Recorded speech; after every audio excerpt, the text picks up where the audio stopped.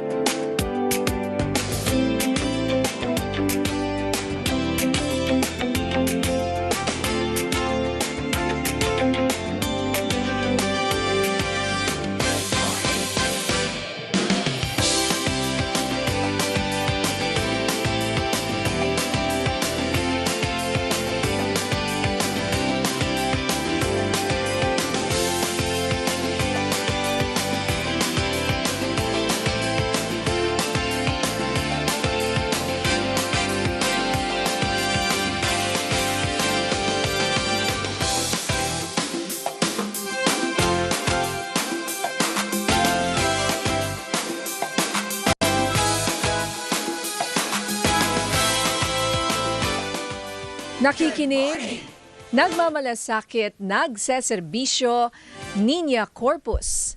Isang magandang Thursday morning po sa inyong lahat.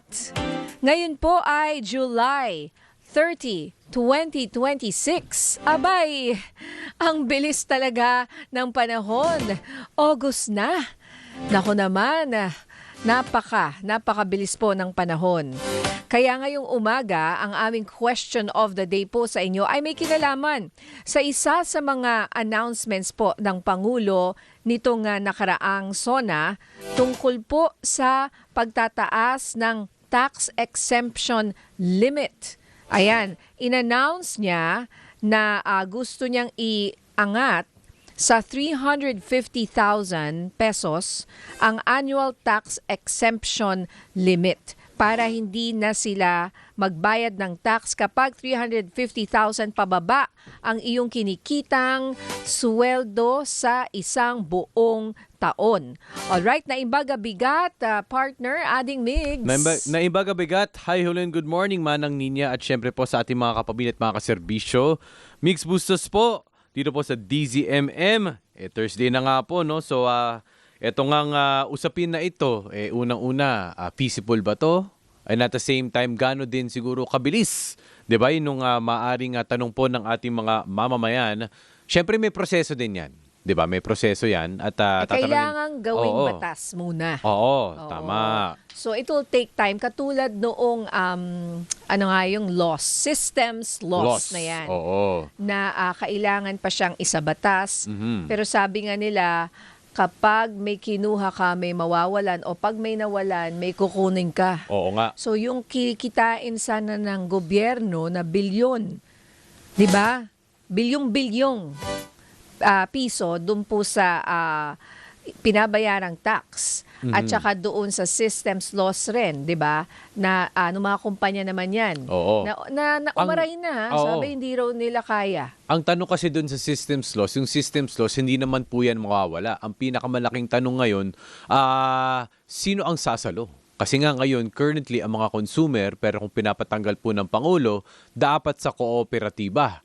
Pero kung sa kooperatiba nga aaray, saan naman din kukunin? Kooperatiba na nga lang sila. Oo, di ba? Parang maganda kasing pakinggan. Oo. Pero yung implementation kasi, yung ating aabangan, paano nila i-implement yan na sana may babalanse man lang at hindi masyadong umaray yung mga maaapektuhan. Pati yung gobyerno, kapag tinaasan mo yung tax exemption, maraming bilyong piso ang mawawala sa kaban ng bayan at saan nila kukunin. Di ba? So, kaya yung iba ang feeling nila, talagang dapat habulin yung mga kurakot at ibalik nila yung pera ng bayan. At huwag na ho kayong boboto uli ng mga ganyan. I second the motion. Malapit na naman ang eleksyon. Madam Chair. Pwede kasi kahit na sabihin mo magbayad Oo nga. nakita mo nasa relo nila, nasa sasakyan nila, Yun na nga po nasa eh. mga trips abroad, kita mo naman kung sino yung mga ganyan. Yung mga biglang ibang na ang At lifestyle. Makikita mo, hindi naman talaga naghihirap ang Pilipinas. Di ba? Pag nakita mo sila, Oo. yung kanilang lifestyle of the corrupt politician. Diba? Oo nga. Diba? Oo. Mahiya naman kayo. Tsaka at Diba? the same time, yung mga na-implement po mga proyekto, di ba? Well, ngayon nakikita nga natin na, meron mga project cost. Pero kung ikaw naman ay medyo maalam sa pagko-construct, sa design, sa architecture, para mapapaisip ka rin, parang, yun ba talaga yun? Di ba? Oo. Sana, at par, di ba? Yung Oo. mga kalidad.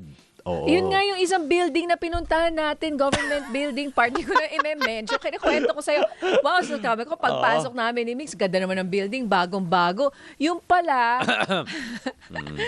ang ginastos daw, kumbaga parang 500 million dun sa parang 3 floors lang. Pero worth 150 million lang. Grabing sobrang anong tawag doon? Greedy. Kung sino man yung kumita dyan. 500 million yung building, pero ang totoong cost niya, 150 million.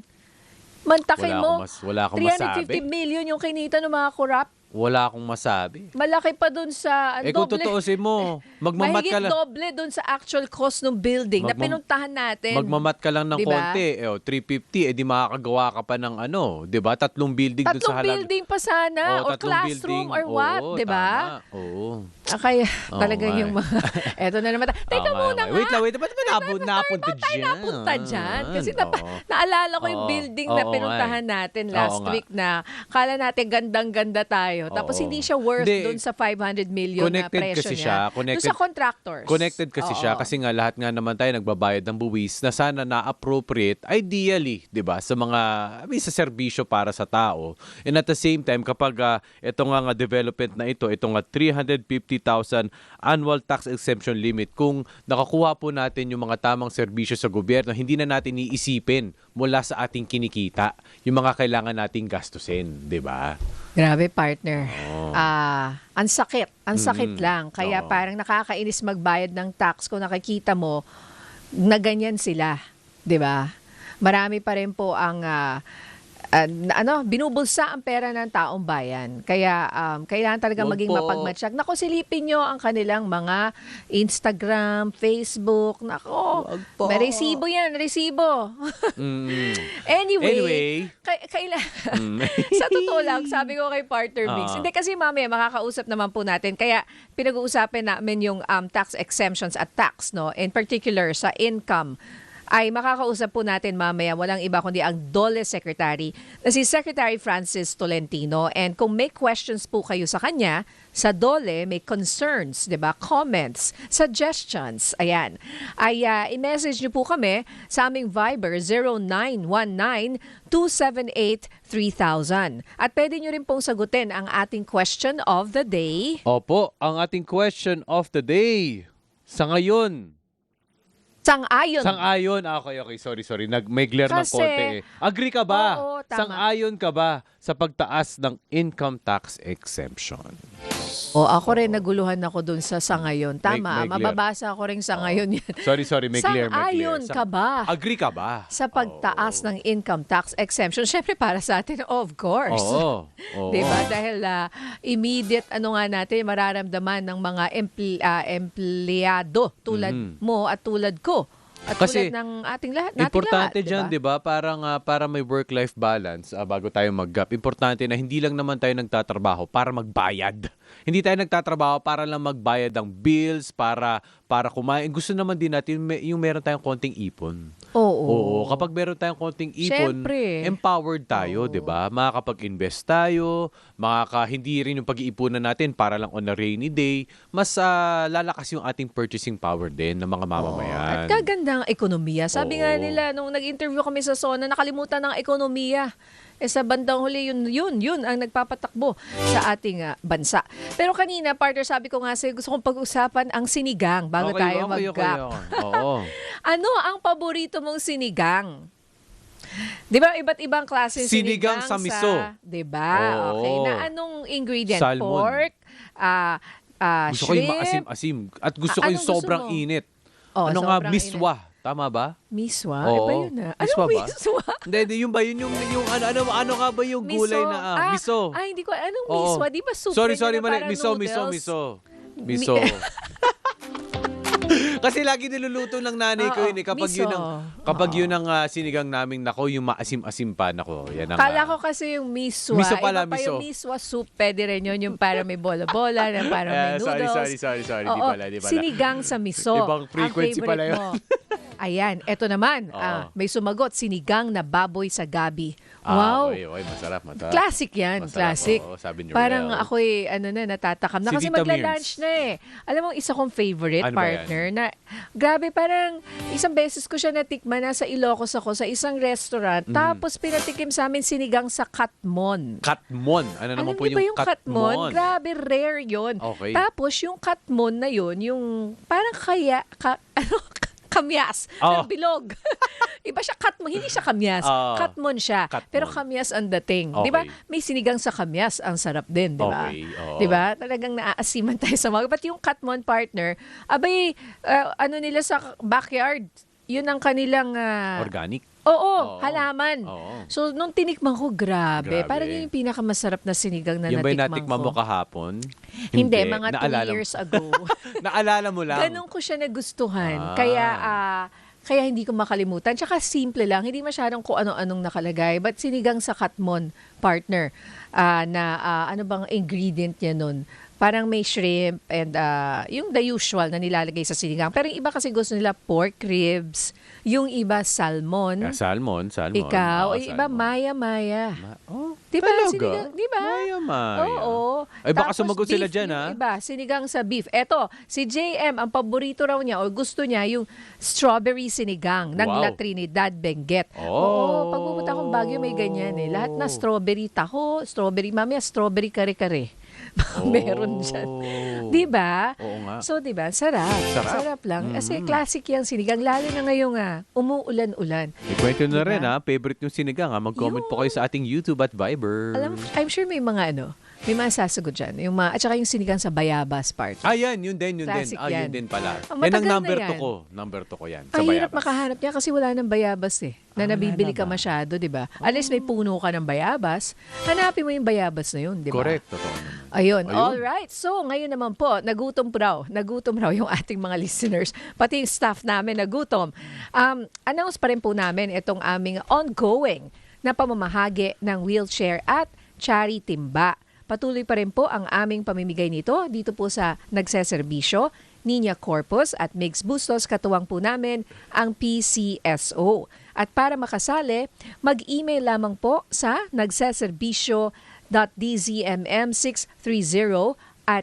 nagseserbisyo.dzmm630@gmail.com at sagutin ang tanong, sa paanong paraan makakatulong sa inyo ang wheelchair? Yan, opo. Siyempre po, ilagay po ang inyong buong pangalan, edad, address, contact number, at mga kinakailangan larawan o patunay. Abangan po ang mga mapipiling beneficiaries at ang turnover ng tulong tuwing Biyernes. Sabi ni Mishi, Ate Nins, ano naman daw siya? Gusto naman daw niyang may gabi. Sinigang Ay, yes. na gabi. Nakikinig Yun. si Mishi ngayon. Hi, Mishi. Oo. Tama. Magsusundo. Classic yun. Yung sinigang na gabi. Yung kanina, di ba? Yung meron ding katulad ni Mishi na mahilig dyan. Iba rin yung, at saka rare na yun. Wala na naglalagay nung gabi. Oo nga. Yung iba ayaw na nga nila, hindi na nasana yung mga anak natin. Yung iba, walang gabi kasi. Basta sabaw, Diba? masarap. Okay. Ay, yung Ayun. iba nga Oo. watermelon, di ba? Yung isang restaurant. Restaurant. yun. Sinigang sa watermelon, tas beef partner. Ayun. Sarap. Bestseller Anyway, din yun eto, doon. time check muna tayo. Oo. 11:16 ng umaga.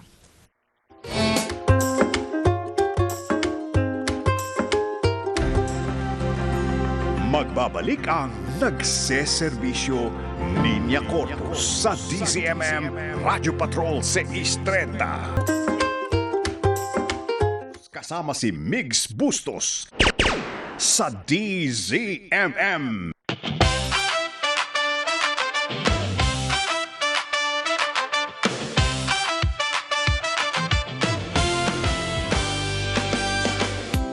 Teka, tinatawagan lang po natin sa kasalukuyan si Secretary Francis Tolentino para pag-usapan nga itong tax exemption limit para sa ating mga kababayan na 350,000.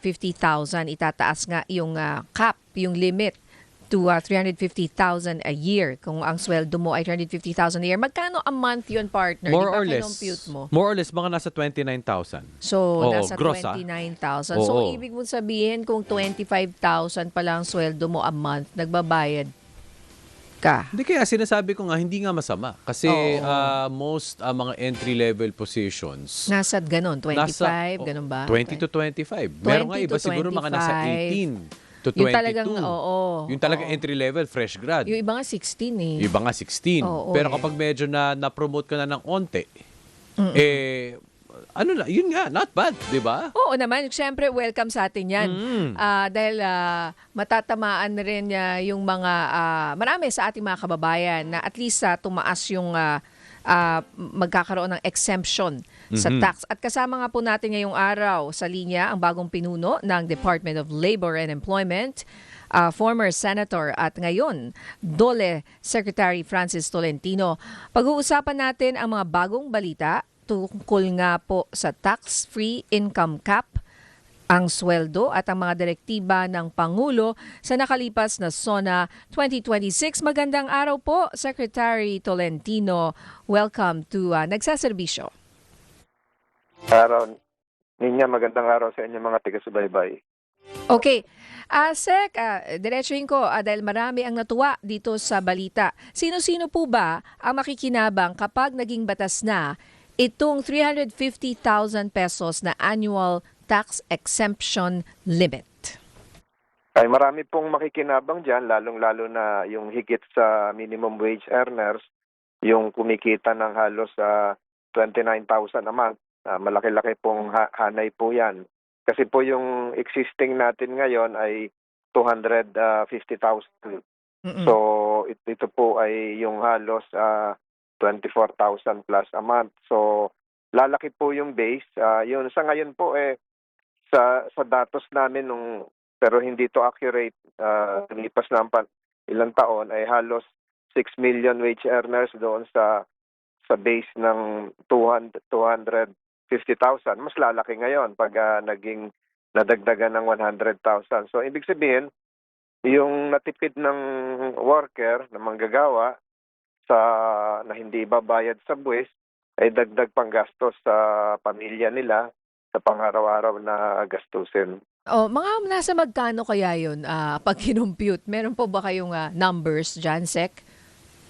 Mahigit aangat yung definitely sakop pa rin yung dating base na 250,000 kasi umingkrease ngayon. Yun nga datos namin sa 250,000 halos 6 million workers yun. So kung meron tayong 49 million workers, madadagdagan yon kasi aabot na ngayon ng halos 9,000 na yung kita sa isang buwan para ma-exempt ka kung ma-approve na yan ng Kongreso. Ito din na amendment sa National Internal Revenue Code. So mas lalaki yung base ng hindi magbabayad ng income tax. Opo. Sec, good morning, Mix Bustos po ito. Pagdating po sa mga labor force, usually po ba ngayon, ano po ba yung mga klase ng industries? Yung mga talagang malakas or like kumbaga karaniwan po sa mga nag-a-apply ng trabaho, yung mga getting kumbaga deep into their careers, and syempre yung mga lifestyle din po nila and mag-upgrade din po ito kung sakali makakatipid nga din po sila sa pagbayad ng buwis. Marami pa rin yung sa services, lalong-lalo na sa NCR, sa services pa rin, sa yung ITs natin, napakalaking percentage pa rin sa mga bagong graduate doon napupunta. Although iba't iba sa Region 3, may mga 4A, may mga napapasok sa manufacturing. So, iba't iba ang Okay, naging choppy, Secretary Francis. Tatawagan po namin kayo uli or yung signal nyo po, Sec, ay hindi ho maganda. Baka on the road si Sec. Garbled po, Sec. Pero more or less, no, sabi nga ni Sec, usually ng mga nasa services, nasa IT, commonly in NCR. Pero yun din, no, syempre, pinag-uusapan din natin ng... Ito na po, balik na po si Sec. Okay. Sige po, Sec, go ahead po. Iba't iba ang labor category sa bawat geographical region, so hindi pare-pareho 'yan, lalong-lalo na kung tutukuyin natin Region 4A, Region 3 at maging itong National Capital Region. And Sec, balikan ko lang yung sabi mo, it would need syempre Congress to approve this, ano? So how long? Gaano po kaya katagal itong proseso? Kasi hindi naman to agad-agad. Kailangan pang baguhin yung batas, tama po, at magkaroon ng Congress desisyon diyan. Alam niyo po, ang tradisyon po kasi ganito galing din naman tayo diyan. Pag ito po in-announce sa SONA, that forms part of the legislative priority ng Pangulo. So immediately ito po ay tinatalakay. Lalong-lalo na pag ito po ay na-consider na urgent measure, mas mabilis po yon. You dispense with the number of days requirement for second reading and third reading. So maaprubahan kagad yan. I'm sure marami ng mga dating kasamahan ko sa Senado ang nag-file ng ganito, magfa-file ganun din sa lower house. So mabilis po yan, kaya po yan within this year. Okay. At Kasi ang bayaran naman natin ng income tax sa April 15 pa, 2027. okay, so aabot siya Abot po sa yan. April Abot po yan. 2027. Kasi yung payment cycle natin sa April pa 2027. I-explain nga, Sec, yung 13th month cap para gumaan rin, yung 13th month cap, ganun din ba? Hindi ko na-chachapi kayo. Yung paki-explain din po, nakasama rin daw dito yung Hello? 13th month, yung sa 13th month pay na hindi na rin... Hello? Hello, Sec? Can you hear me, The Sec? number you Ayan. dialed is Ayan. Okay, wala na. Sige, babalikan Oo. natin si Secretary Kasi- Francis Tolentino. Oo. Kasama yung partner Ito nire-research ko ngayon yung tungkol doon. Siyempre, kung magiging tax-free na rin yung inyong parang 13th month. Mhm. Oo, na minsan meron yang tax ka rin babayaran. Mhm. So ngayon, magiging tax-free na rin. Anyway, balikan po natin si Secretary Tolentino tungkol po dito nga sa tax relief. I wonder kung sa businesses rin. Yun nga Oo. Sa small business, siguro, hindi ko narinig Oo. kasi sa small businesses, ganun din, 250,000 pababa yung tax exempt. So kung mas malaki sa 250,000, meron ka nang babayaran na tax. Pero ang indirect effect din yan sa mga MSMEs, yung mga empleyado ng mga micro and small entrepreneurs, di ba? Kung papasok naman dun sa threshold na yun at 350,000, edi tax free Di din siya. maganda, oo, para mas magaan para sa mga small businesses rin. Pero narinig mo ba yun, yung sa small businesses? Alam ko yung sa wages lang or sa sweldo. Sa sweldo Narinig lang. nyo ba? Kasi sa small businesses, 250,000 rin ang limit Sana tinaas din yun.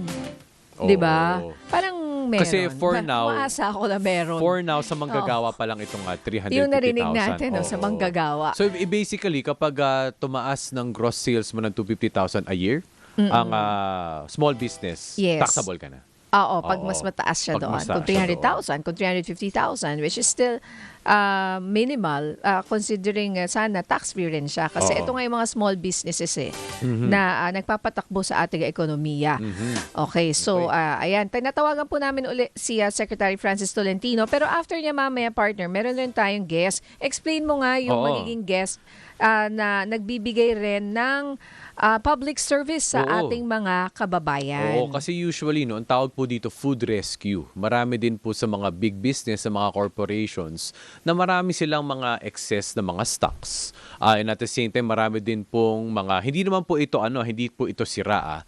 Meron din mga establishments na imbis na itatapon nila yung kanilang pagkain, pinapasa po nila ito sa NGO na ito para po maipasa umasa din sa mga marginalized communities. Kasi kapag yung makapagkain, sabihin natin sa isang restaurant o sa isang establishment na itatapo na lang, yung mga empleyado naman, hindi naman nila pwedeng iuwi. So saan nila ilalagay yung excess na pagkain, 'di ba? So, meron po mga actually uncommon po yung mga NGOs po katulad itong Scholars of Sustenance dito po sa Pilipinas. Actually, nagsimula siya sa Thailand kung di ako nagkakamali. Meron po siyang Philippine arm. So, ito po tinutulungan po niya yung mga sektor ng society na hindi masyadong nasiservisan, mga persons with disabilities, mga senior citizens, and tumutugon din po siya, especially kapag merong mga natural calamities. Yon. Alright. Partner, gusto ko yan makausap kasi maganda yung kanilang ginagawa. Dahil kesa naman sa itapon mo yung mga yan, di ba? At least ito, kinukuha nila, no? At inaayos sila to make sure that it is clean. Pero fast-moving siya. Hindi siya matagal sa kanilang stockroom. So kapag nakuha nila, meron lang silang time limit para ma-i-out din yun. I-in sa kanila, i-out nila ulit para maipamigay. Okay. Okay, ilinawin ko lang, balikan ko lang yung tungkol sa 13th month pay tax cap. Ang talaga namang 100% tax-free itong 13th month pay po natin kapag ang iyong 13th month pay ay 90,000 per year and below. So ngayon, dahil sa announcement, baka tumaas ng hanggang, tama ba? Kasi 90,000 per year, that is around 7.5 a month, yung 13th month.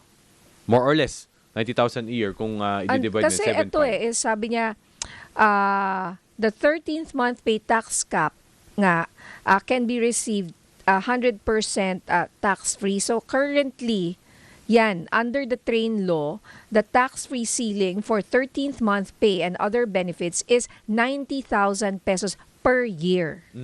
Oo. So, kung ang total 13th month pay mo plus Christmas bonuses plus performance incentives total 90,000 or less, ay you keep 100% of it and zero income tax is withheld. Ngayon, kung over 90,000, ayan, you are now subject to regular personal regular income tax. Curious din ako sa epekto nito, no? Kasi nga ngayon, 'di ba, in the current generation, uso yung gig economy at means mga freelance, 'di ba? So ngayon, with this development, ibig sabihin, mako-compute na nila yung kanilang monthly salary na not taxable. So kung dati, kung ganito, 20,000, yung 250,000, ngayon 29,000, baka rin mako-consider din ng mga ibang manggagawa na papasok na rin sila sa regular employment. Kasi malaking jump yun, yung 20 to 29,000 na hindi siya magiging taxable, di ba? So, maganda talagang balita yon para sa ating mga kababayan. At sabi nga ni Secretary Francis Tolentino, he expects it to be implemented already April 2027. So kahit nadadaan pa ito sa Kongreso, pag bobotohan pa yan, etc. Dahil sinabi na nga ng Pangulo na priority niya ito, ay tingin niya ay aaksyonan rin ito agad ng Kongreso at ipapatupad na, sabi niya, within the year. Mag-August na. Mahina raw po talaga ang signal ni Secretary Francis Tolentino, but thank you pa rin dahil sa kanyang magandang balita at nalaman natin na talagang galing na mismo sa DOLE na feeling niya, he believes na itong tax exemption na up to 350,000, yung tax exemption limit ay mangyayari ngayong taon. Curious din ako, no? Maganda rin makuha din natin yung panig ng BIR kasi yun nga. Saan ngayon mag-compensate? Sila na naman yung kawawa. Lagi naman sila. Sasabihin na naman BIR, naku, wala na naman. Sana naman kaya ako ako ng revenue. Magre-raid ako ng maraming i-raid. Kung ano mang pwedeng i-raid dyan para pang-compensate doon sa mga loss rin nila. Maganda rin makuha natin yung estimated. Mararami ang raid niyan. Yung kung ano man yun. Pwede yung vape products o yung mga sa customs, di ba? Singilin sila, di ba? Hindi nagbabayad ng Saan ngayon ang magiging focus ng BIR para makompensate yung loss nung tax revenue from that, di ba? Magandang makausap rin sila. Pero syempre sila ay mas gusto nila mas marami silang kikitain dahil para sa kaban ng bayan. Syempre para sa kanila At sana, Sa totoo lang, 'di ba, kung ikaw ang BIR chief, 'di ba? Problema ka, naku, saan ko na naman kukunin 'to, 'di ba? tapos kailangan Tapos mong sisingilan fundan. ka na, saan na? Kailangan Yung pera, ma-fundan diba? yung mga government initiatives and projects. Alam ko na kung saan nila sisingilin. Saan? Sa mga bilyonaryo at milyonaryo. Singilin nyo na po sila, please, ng Baka tama. naman. Baka naman po. Okay. Sinigang muna tayo. Yung mga- Sinigang muna. Mga paborito nyo, Sinigang. sinigang. Welcome to announce 0919-278-3000. Magbabalik po kami, mami, makakasama po natin itong Scholars of Sustenance Philippines. Dito lang po sa Nagseserbisyo, Niña Corpus at Migs Bustos. Ang oras natin, partner. Oras po, 11:34 ng umaga.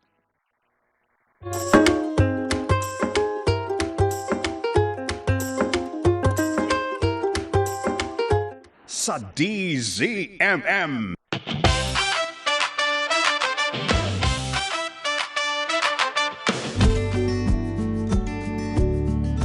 Taos-pusong tumulong, walang itinatangi, walang pinipili.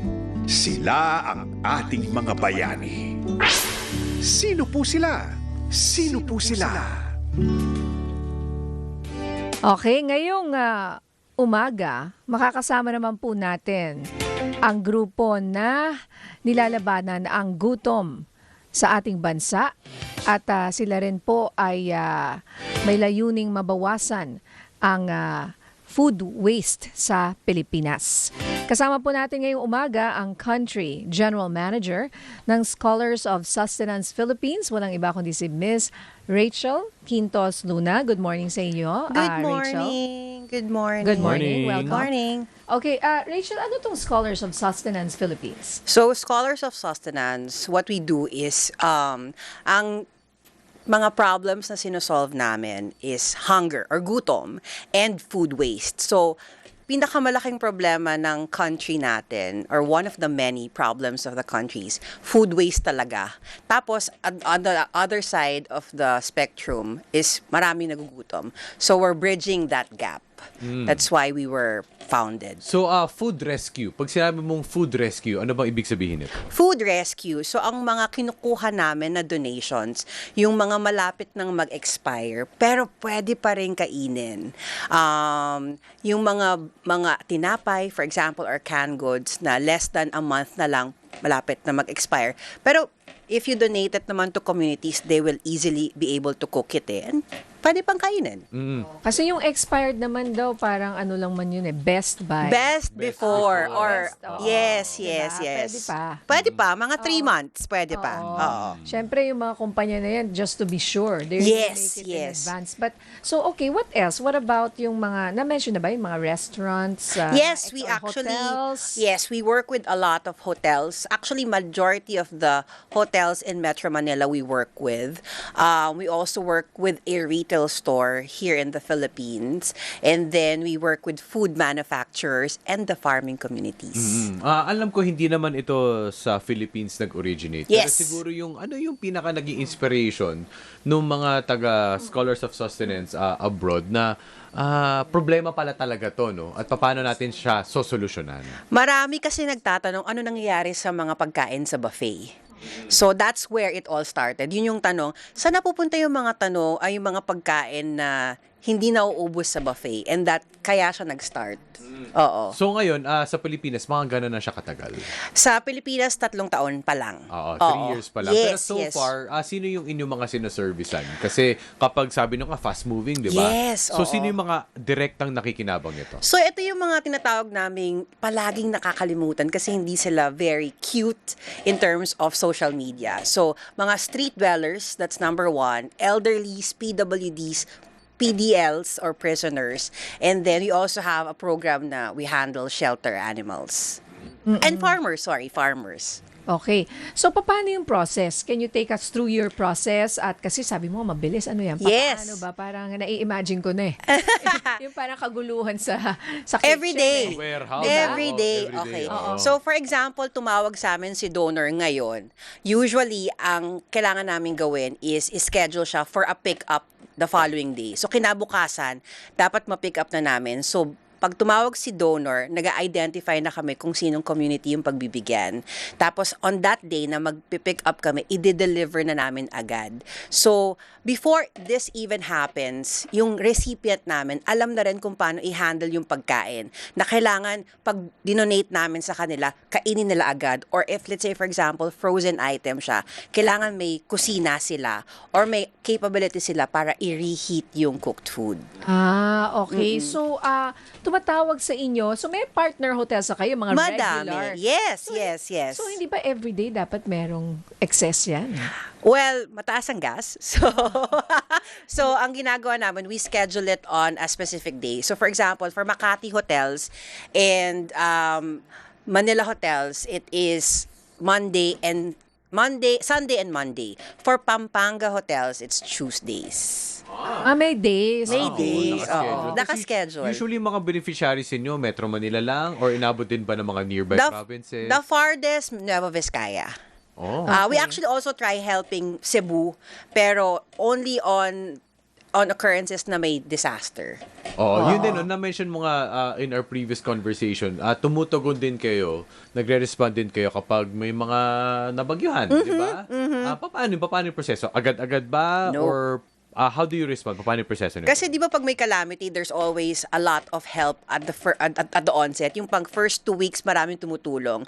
Papasok kami kapag medyo nakakalimutan na or kumukonti na yung tulong. So, post-relief kami pumapasok. So, mga 2-3 weeks after the calamity or the help has dwindled. Oo, kasi syempre marami pa rin mga nasiraan ng bahay. Yes. Marami namang hindi nakakabalik agad sa mga tahanan True. nila. So marami mga nag-extend sa evacuation center. Oo. Like for example, sa Cebu, parang 1 month na nandun pa rin sila sa mga evacuation center eh. So for example, yung sa mga hotels at saka yung mga pinapakain nyo dito sa Metro Manila, pang ilang families yan ang nakakakain o ilang tao? Good for 5, maximum of 7. Okay. Yung mga napapakain namin. So in total? We don't stick to a specific community kasi we don't want them to be dependent on us. So kami, we come in lang kapag may available and kapag malapit sa area yung donation namin. Okay. So, for example, hindi nga, oo nga, kasi or else, asa lang sila ng Yes, asa. oo. Okay. So, pero I would imagine ang sarap niyan kasi guys. Masarap. Talaga. Yeah. Hotel food. Hotel food. Yes. Mahal yun eh. Mga high-end. Nakapunta na ako sa kanila.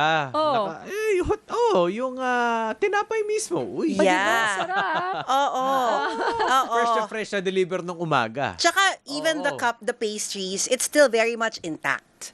As talaga hindi nila, ano na talaga yun? Or as itatapon, right? Itatapon nila. Itatapon. And yung sa mga donors kasi namin, natutulungan namin sila on lessening their disposal cost eh. Oo. So, two-way yung tinutulungan namin, the donor, because we lessen the disposal cost. And then, we feed communities. Actually, 3-way kasi we also try to help save the environment. Tama, oo. Right, Kasi right. yun ang tanong ko. Kung wala kayo, sabihin natin meron silang excess na fresh na pagkain, saan napupunta yun? Landfills. Ayun. Yes. Ba, Oo. grabe. Well, okay, so aside from hotels, how about restaurants din? Meron din ba? Or mas more hotels? Mas more hotels kami. We have one particular restaurant. It's a chain of restaurants that help us. But kasi for restaurants, medyo tricky siya kasi di ba pag branches, they have to have a specific storage for us to be able to get the donations from there. Actually, sorry, I stand corrected. 2 pala yung restaurant chains namin. Curious ako. So, fast food ba yung isa? Hindi. Hindi. Hindi siya fast. At It's hindi very fast sikat na food, It's a very sikat na restaurant. Na Filipino restaurant. Baka curious yung mga listeners natin, food safety naman. Kasi Okay. baka mamaya kukunin ninyo near expiry Baka sira. or baka sira na. Magkasakit. Paano nyo hinahandle yun? So yun yung yun yung number one concern ng mga donors sa amin, yung food safety kasi risk siya on their reputation. So what we did when I joined as the GM, I had them undergo the food safety and handling training. So pareho siya ng training na kinukuha ng mga hotels and restaurants. So pag sinabi namin, we are certified with food shop or that food safety training, alam na nila na automatic, okay, same standards. Pati yung beneficiary namin, we don't just get a beneficiary. Pero ngayon, ang ginagawa namin, tine-train din namin muna sila bago sila makareceive ng pagkain sa amin. Para same standards kami all throughout. So usually, pag nakuha niyo yung mga donations, gaano kabilis nakakapunta sa mga beneficiaries? Ideal namin 24 hours. Maximum siguro would be 48. Okay. Saan mga communities na ang inyong mga natulungan? So we have a very strong partnership with Quezon City. Yan. Pasig also, Pasay, and I would say Tondo. Manila, yes. And usually kapag nasa on-ground kayo, ano yung mga nakikita mong realities ng mga beneficiaries natin? Ang dami pa rin nagugutom Tapos, at the same time, pag pumupunta ka naman sa mga food manufacturers or let's say mga hotels, ang dami pagkain. Oo. So talagang, it's so perplexing for me. Bakit hindi natin naiisip na pwede nating i-bridge yung gap? Oo. And at the same time, ano sila? Yung mga on-ground, yung mga komunidad, unemployed? Unemployed, maraming street mga dwellers. street dwellers. Street dwellers. Homeless. Homeless talaga, Oo. yes. Na hindi nila alam kung saan nila kukunin yung kakainin nila Yes. sa oras na yun. Yes, oo. Mga matatanda rin na abandoned na yon. And at the same time, no, paano na siya nag-grow? At least yung mga feedback ng communities na kung wala siguro kayo, saan na sila kukuha ng pangkain? Parang paano yung naging great effect sa kanila, yung mga katulad po ninyo? I think I want to start with the donor side. Parang we were able to offer a good solution for their CSR and their disposal, right? And then on the other side naman from the community, kung wala kami, may mga bagay na hindi nila masusupplement. Like for example, pag nagbibigay kami ng canned goods, hindi lang kami nagbibigay ng mga 5 piraso. Minsan talaga boxes. And these are 24 pieces in one box. So imagine if nagbigay kami sa isang community, we give a very least of 50 boxes. Wow! Yes. So, sino nagtatago nun? Yung barangay? We work very closely with the barangay, but we make sure na walang tinatago si barangay. Dinidistribute nila agad sa families kasi chine-check namin Oo. Talagang nagre-request accounting. kami ng documents. Oo. Tsaka nag-surprise visits. Oo, kasi syempre baka may mga mawala. Yes. Or Or mabenta ulit. Oo, hindi pwede ibenta. Yes. Palakasan. Yes, or Oo. magamit for Palakasan, other things. Cannot be. Oo. Oo. Okay. So, ilan kayo sa inyong, ilan po ang mga volunteers ninyo dyan Okay. sa Scholars of Sustenance? So, SOS, tama ba? SOS Food Rescue, yes. Food Rescue. Marami kaming volunteers, although for volunteers, sana marami pang mag-volunteer, especially chefs. Kasi marami kaming dumarating na pagkain na pare-pareho. So, nauubusan na kami ng ideas kung paano siya lutuin. Pero yung steady set of volunteers namin, I would say, katulad kanina, meron kaming from the BJMP. So, and then meron kami mga several communities across Quezon City and Pasig who regularly helps us. So, pagluluto. Pagluluto, ganyan. pag-prepare, paglilinis ng office, pagbubuhat. So, Oo. I imagine you have a big kitchen and malalaking mga kaldero. Yung mga Malalaki yung caldera namin, but big enough of a kitchen to be able to serve a minimum of 1,000 meals Pero to curious ako, 5,000. ba't nyo pa kailangan mag-prepare or magluto where yung mga nakukuha ninyong donations are yung mga canned goods? Yes. Yung mga luto na? Yes, oo. Ba't nyo pa kailangan magluto? Meron kaming tinatawag na rescue kitchen activity, or that's kung may mga partners na if they want to donate to us, that's how we invite them to donate. So basically, we encourage their employees to volunteer sa amin on a specific day. So ang gagawin nila, sila yung mag-prepare, magluluto, magpapack, and magdi-distribute. Kaya rin kami naghahanap ng mga chef kasi yun yung mga activities na ginagawa namin on the CSR side. Yun, okay. Calling all chefs. Or cooks. Or cooks, Diba? yes, Oo. yes, yes, that's right. And usually, anong profile ng mga volunteers nyo ngayon?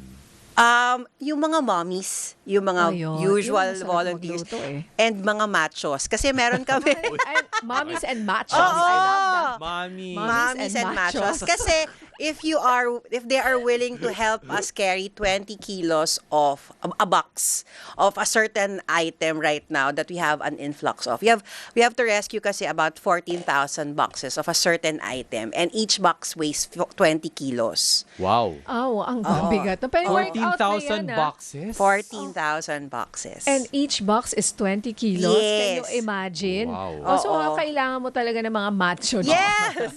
Calling mga macho bouncer. Bayanihan po yan. Yes, yes. Diba? Every day, kailangan nyo. Every ba, day. you need a Oo. volunteer? Actually, starting August 3, better for us. Ayan. Yes. At saka, I can imagine, no, ano yan, 24/7 yan. Oh, yeah. Hindi, walang weekends. Diba? Oo. Wala kaming work-life balance. There's no Grabe, such kasi thing. Nawala na yung, di ba?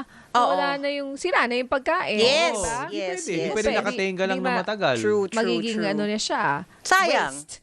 Oo. So, example nga ng nagagawa ninyo, gusto na naman makarinig, anong nangyayari? Anong ginagawa ninyong dish? O, di ba? Okay. Recently, we received kasi pepperoni, sliced pepperoni. Okay. So, may isang community na they were able to experiment and create tocino pepperoni. Tocino Oo, tocino pepperoni. pepperoni. Yes. It's actually really good, ah. It sounds Oo, good. oo, Okay. oo. Oo. Dati kasi meron kaming 7 chest freezers filled with pepperoni eh. So, naubos na yung idea. So, parang wild card pala, no? Hindi mo alam kung ano makukuha mo, Hindi di mo ba? alam. Oo. Kailangan creative ka kasi kung imagine ilang freezers ng pepperoni. Oo. Or giniling na pwede mong gawing sisig or ayan. omelette, yung mga ganon. Parang nauubusan na kami ng ideas minsan. It's a happy problem. Don't get me wrong. Tama, tama. That's why we want more And at the same time, volunteers. on your end, kumbaga, aasa ka lang din kung ano ang ibibigay ng donors. Yes. So, kailangan mo laging, yun nga, sabi mo nga, maging creative, di ba? Yes. Ang sosyal. Yeah, actually. And sometimes you Pinakapal get yun. pork belly and bacon. Uy. Uy! Oo. So, pwede yun sa... May mga croissant pa sila. May croissant May kami. mga croissant. Yes. Pwede bang Oo. May mga banana bread. I was telling him may Evian din kami paminsan-minsan. Grabe na to. Oo. Baka pwedeng pumila na rin dyan. Oo. Sa mga, may sinigang din po ba? May sinigang. Pag meron kaming pork belly, yes. Sometimes Yes. we make sinigang. Yes. Masarap yan. Oo, Sinigang na oo. pork belly partner with Oo. sampalok. Ayun. Sabi may, so. may tanong dito, paano po mag-volunteer? Paano mag-volunteer? You can always follow us on our socials, SOSPH Food Rescue. You can reach us through Facebook or Instagram. Yan. At saan-saan, meron kayong, ang main office po ninyo dito Is sa in may... Better World Diliman. Better World Yes. din naman sa Quezon Oo. City. Yes. Meron pa ba iba? May mga Manila ba? We have kitchens. We work with, like I said, we work with the government also. We have Pasig, we have Quezon City, we have Tondo. We also have Parañaque for the Southeast. Oo, yes. Paano pala kayo namimili ng beneficiaries? Paano nyo pinaprofile pala? Kung kailangan namin ng kitchen, definitely we check the kitchen, yung mga basic amenities available to us. And then kung kaya ng large crowd. Now for the profile naman of the communities, we check kasi if they get a lot of donations na. Pag medyo marami nang tumutulong sa kanila, we move to another community that gets less help. Okay. Oo. So, para ho sa gustong mag-participate, tumulong, or gusto maging beneficiary, ay ano po ang inyong email or social media accounts? Mahaba yung email address namin, but it's sosph@scholarsofsustenance.org. Sustenance. Sustenance, yes. And how about the social media accounts? It's SOSPH Food Rescue. That's the Instagram and Facebook. Magagalit yung mga Gen Zs ko. But I think that's the right one. Oo, kasi para baka kailangan kanilang i-message and gusto rin nilang maging volunteer. Yes, At makapagbigay ng serbisyo sa ating mga kababayan. So bilang panghuli, what do you get out of this, Miss Rachel? O, diba? Manna from Points for Heaven. Points for Heaven. Para ma-balance out. Mabalance out yung past life. Joke lang. Para when I reincarnate, rich na ako agad. Hindi, pero basta makatulong sa kapwa, Yes, diba? yes. It's very fulfilling. Of It's course. very fulfilling. Hindi, tsaka alam mo ba, alam ko course, dati sa oo. corporate nagtatrabaho si Miss Yes, Rachel, banking. Talaga, layo Layo. Banking to food sustenance, To food ano? Yeah. Oh, okay. Pero it helps me kasi I'm able to connect with the government naman. Yan. Oo, Tama, yes, tama. yes. Para maganda yung connection. Yes. Para that. mapunta talaga sa nangangailangan. Alright? Naku, maraming salamat. Oo. Baka may additional ka pa. SOSPH Yes. Food Rescue. O baka magalit kayo yung mga ano mo. SOSPH Food Rescue. Yes. Anong picture? Yung may green na logo. Yes. Oo. So yan, pwede ho kayong mag-visit sa Instagram and Facebook. Okay, alright. Thank you. Naku, maraming you. salamat and mabuhay kayo. Good luck, more power sa Scholars of Sustenance Philippines, SOS Philippines. Yes. Okay, ang General Manager po nila, Ms. Rachel Quintos Luna. Thank you. And partner, before we go, Ayan. guys, mga kaserbisyo, kapamilya at mga nakikinig at nanonood sa amin, bukas sumali kayo sa aming talakayan dahil makakapanayan po natin sa studio ang LTO Chief na si Marcos Lacanilao. Ayan, dito po siya sa studio live. And kung may concerns kayo sa LTO, ay makinig kayo bukas, mag-text rin po kayo at magpadala ng tanong bukas na sila magpadala ng tanong kasi after ito ibang show na eh. Di ba, partner Migs? Maaari din po kayo magpadala ng inyong mga tanong sa ating Viber 0919-278-3000 para po masagot mismo ni Chief Marcos Lacanilao po ang inyong pong mga katanungan. Ayan, baka may questions kayo sa lisensya, sa plaka. Sa plaka. Ano pa? Yung mga usual concerns, Mga di ba? traffic violations. Traffic violation. Oo, di ba? Diba? Traffic rules. Oo. Di ba? Para ma-refresh tayo. Oo, Yan. at ayan, ORCR, marami ang nagtatanong tungkol sa ORCR. Sasagutin yan bukas ng ating LTO chief na siya Marcos Lacanilao. Okay? Muli, atinin sa mamahagi po ng wheelchair at charity timba ang programang nagseserbisyo ni Corpus at Mix Bustos. Para po makasali, mag-email po sa nagseserbisyo.dzmm630@gmail.com. Sagutin po ang tanong sa paanong paraan makatutulong sa inyo ang wheelchair. Ilagay po ang inyong buong pangalan, EDAD or edad, address, contact number, at mga kinakailangan larawan o patunay at abangan po ang mga mapipiling benepisyaryo at ang turnover ng tulong tuwing Biyernes. O meron tayong listener sa YouTube viewer, nagsabi pati rin daw ata sa business kasama up to 350,000 din. Ako, thank you for the Thank you. update. And also about the 90,000, ang proposed cap is I think 150,000 a year. May nagsasabi 120,000 pero 150,000 doon sa 13th month pay na 100% tax-free from 90,000 ay itataas sa ang nakalagay dito 150,000. Okay. Ayan, ako partner. Malapit na ang lunchtime. Ano ba? Sinigang ba ulam natin? Oo nga, maraming effective yung sinigang mo. Ano yung sabi sa'yo ni Mishi? Gusto na niya kumain ng sinigang? Nakikrave ako. Sabi niya, Nakikrave na siya? mamimili daw siya ng ingredients para makapagluto ng sinigang. Diba? Effective. Ako rin parang gusto ko tuloy ng sinigang sa sampalok. Yan. Ako Partner. sinigang sa miso. At saka kamyas. Yan. At saka katmon. Meron pang batuan. Ang dami. Dapat mainit yung Meron sabaw, kansi. Oh, Diba? kansi. Oh. Diba? Okay, Taga nako. Bacolod. Masarap yan. Diba? Oh, Alright. alright. Sige. Okay. Ito na. Sana nagutom kayo. Susunod Dahil kami po. gutom na. Susunod po headline ngayon kasama sina Jeffrey Hernaez at Rica Lazo. Muli ako po si Migs Bustos, nagseserbisyo. Ito po si Nina Corpus, nagsaserbisyo. Kita-kita po ulit tayo bukas, Friday, Biyernes, kasama nga ang LTO chief na si Marcos Lacanilao. Bye! Bye po.